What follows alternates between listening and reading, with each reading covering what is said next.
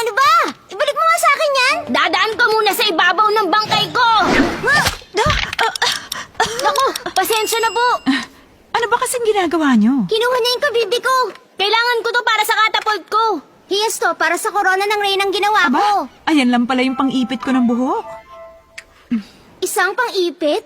Nag-aaway kami para lang sa isang pangipit ng buhok. Ano ba naman kayo? Baliwala lang yan. Hindi nyo ba alam ang kwento tungkol sa isang tribo dati? Nakamuntikan ng magyera para lang sa isang kutsara? Isang kutsara? Seryoso ba kayo dyan? Oo naman. Nangyari ang bagay na yon sa Mongolia, sa isang liblib na lugar na hindi pa napupuntahan ng mga tagalabas. Isang araw, 2 di taga roon ang napadaan. Tara na, umalis na tayo.